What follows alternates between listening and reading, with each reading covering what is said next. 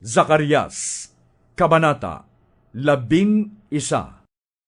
Pintuan mo ay ibukas, lupain ng Lebanon, upang lamunin ng apoy ang iyong mga cedar. Magsitaghoy kayo, mga puno ng sipres, pagkat bumagsak na ang cedar, ang mararangal na punong iyon. Managhoy rin kayo, mga ensina ng Bashan, pagkat nahawan na ang madilim na kagubatan. Gayon na lamang ang pagtangis ng mga pinuno, pagkat karangalan nila'y parang biglang naglaho. Atungal ng mga leyon, iyong pakinggan, pagkat gubat ng Hordan ay nasira na't nahawan.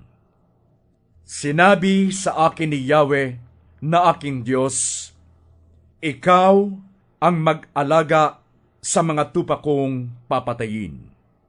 Pinapatay lamang sila nang nag-aalaga sa kanila.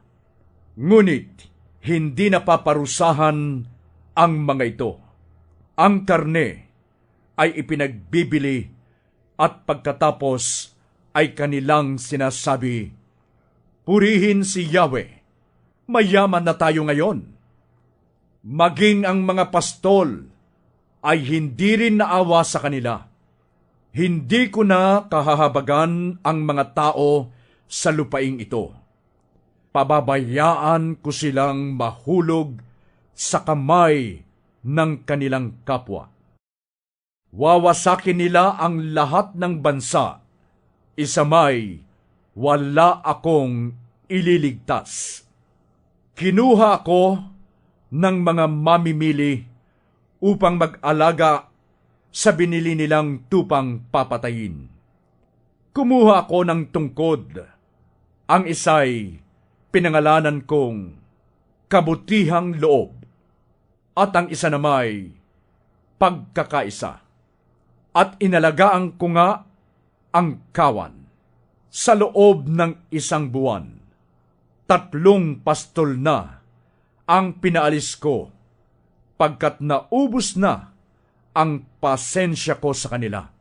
Sila naman ay nasuklam sa akin. Sinabi ko sa kawan, mula ngayon, di ko na kayo aalagaan. Mamatay na kung sino ang mamamatay sa inyo, at mapahamak na kung sino ang mapapahamak, at ang matira ay pababayaan kong mag-away-away. Binali ko ang tungkod na tinawag kong kabutihang loob, upang ipakilalang wala ng kabuluhan ang kasunduan namin ng mga mamimili. Nang araw ngang yaon, sinira ko ang tipan at nalaman ng mga mamimiling nanunood sa akin noon na ang sinabi ko'y buhat kay Yahweh. Sinabi ko sa kanila, kung gusto ninyong ibigay ang aking sahod, salamat. Kung ayaw ninyo, sa inyo na lang. At binigyan nila ako ng 30 pirasong pilak bilang sahod. Pagkatapos, sinabi sa akin ni Yahweh, ilagay mo iyan sa kabangyaman ng templo. Kaya't kinuha ko ang 30 pirasong pilak bilang pasahod nila sa akin, at ganon nga ang aking ginawa. Pagkatapos, binali ko rin ang tungkod na tinawag kong pagkakaisa, upang ipakitang wala ng pagkakaisa ang Huda at Israel. Sinabi sa akin ni Yahweh, mag-ayos kang tulad ng isang pastol na walang kabuluhan. Ang bayan ay bibigyan ko ng 1 pastol na walang pagpapahalaga sa mga nawawala. Hindi maghahanap sa naligaw, hindi hihilot sa napilayan, ni mag-aalaga sa may sakit.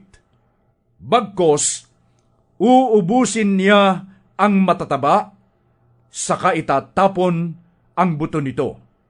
Kawawa ang pastol na walang kabuluhan at nagpapabaya sa kawan. Isang tabak ang tatama sa kanyang kamay at kanang mata.